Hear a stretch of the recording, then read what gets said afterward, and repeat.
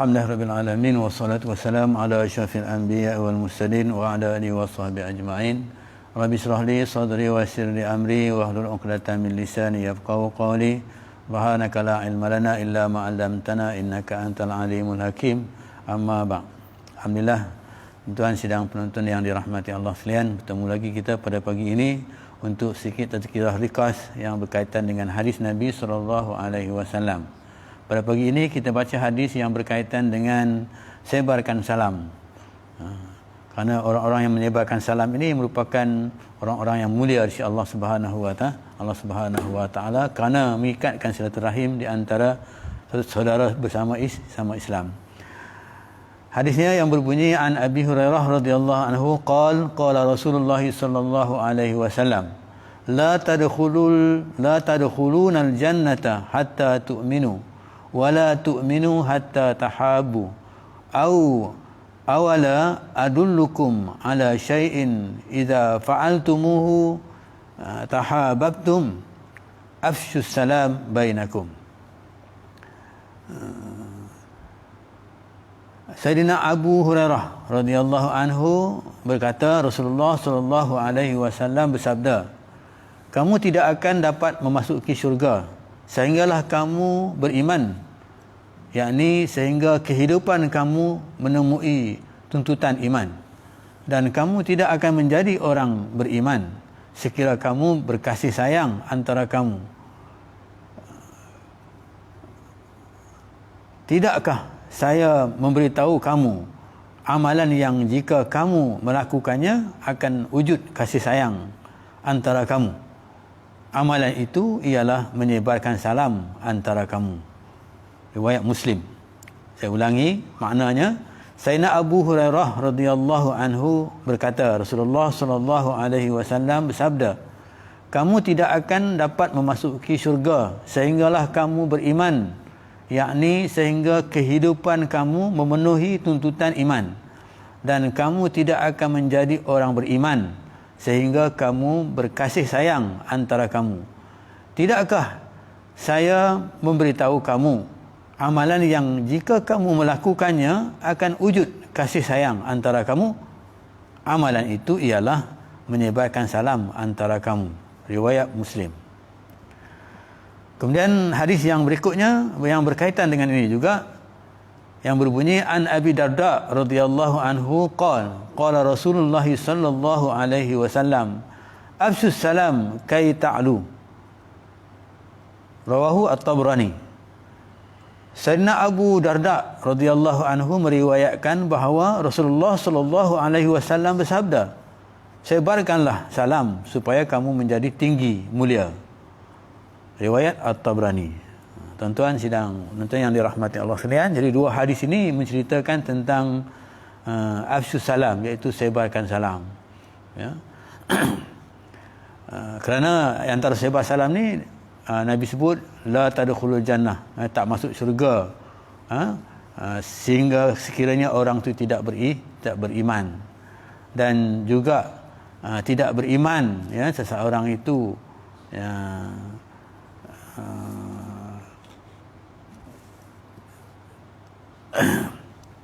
tidak beriman seorang itu, sebut sini dia katakan tidak, yakni tidak beriman seseorang itu jika kamu tidak akan sehingga kehidupan kamu memenuhi tuntutan iman. Jadi maksudnya sekiranya dia tidak beriman, sekiranya dia tidak memenuhi tuntutan beriman, ya. Antara tuntutan orang yang beriman itu, pendek ceritanya, iaitu Allah Subhanahu yang Nabi sebut di sini, iaitu afshus salam, iaitu orang yang menyampaikan salam. Jadi maksudnya assalamualaikum warahmatullahi wabarakatuh, itu salamnya, menyampaikan salam itu mengikatkan silaturahim di antara kita. Kenapa? Kerana orang yang mengucapkan salam ini iaitu orang yang mengisytiharkan dirinya merupakan orang yang berdamai, ya. Dia mengisytiharkan dirinya orang tu berdamai. Maksudnya dia mengucapkan selamat. Jadi persepsi apabila orang tu kadang-kadang tengok muka dia tu agak masam sikit, kan. Jadi bila jumpa dengan kita, dia bagi salam, mengubah sikap kita. rupanya dia ni orang yang baik, iaitu orang yang mengucapkan menyampaikan keselamatan kepada kita.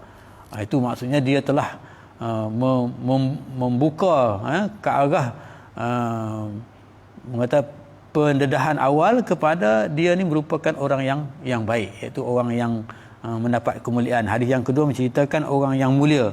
Jadi pada mulanya orang anggap dia ni orang yang tak baiklah, ya, agak mukanya dan sebagainya. Tapi bila dia ucapkan salam, maka persepsi itu dah berubah menjadikan dia tu orang yang baik. Jadi persangka orang yang melihat pada awalnya tadi itu dengan sikapnya itu mungkin rasanya rasa tak baik, tapi bila dia ucapkan salam, maka keadaan itu berubah menjadi baik, kan. Maka sebab itu Nabi SAW, ya, dia sentiasa mendahulukan salam. Ya, Nabi SAW ni, ya, satu ketika pernah mungkin pada satu raya, pada hari raya, sebutkan ni selepas sembahyang raya, para sahabat semua nak menziarahi Rasulullah, ya, pergi nak menziarahi Rasulullah.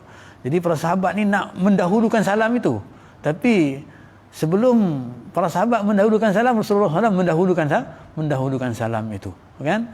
Jadi di sini menunjukkan bahawa orang yang mendahulukan salam itu iaitu orang yang akan menjadi mulia di sisi Allah Subhanahu wa taala. Dia mengangkat dirinya menjadi orang yang mulia.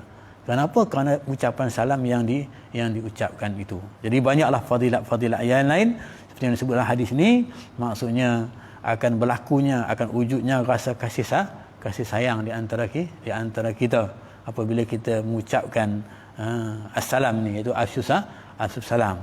Dan di antara orang-orang yang mendapat perlindungan kita kan daripada arasy Allah Subhanahu wa taala, perlindungan Allah Subhanahu wa taala, yang tidak dapat perlindungan selain daripada perlindungan yang lain melainkan perlindungan Allah Subhanahu wa taala, iaitu orang yang sentiasa juga mengafsyus salam, ni orang yang sentiasa memberikan salam.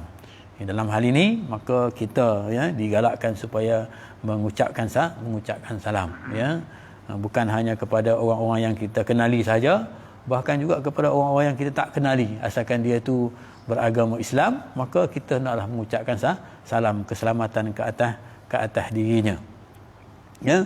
Jadi dalam hal ini ada beberapa daripada kalangan kita yang pernah berjumpa dengan saya dan menceritakan tentang bi'ah, iaitu menyampaikan salam ini.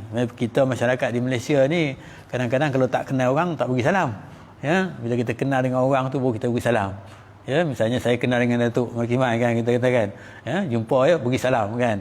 Tapi kalau orang lain tak kenal, ya, kita tak bagi salam. Jadi ini rasanya tak cantik katanya, ha?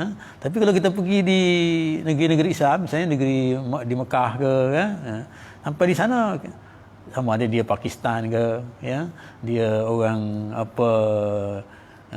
India ke dan sebagainya, orang Inggeris ke sebagainya, bila sampai di sana mereka akan bagi salam. Jadi maksudnya penghayatan memberi salam ini hendaklah diperluaskan dalam konsep kita lah, maksudnya dalam pengertian kita ini.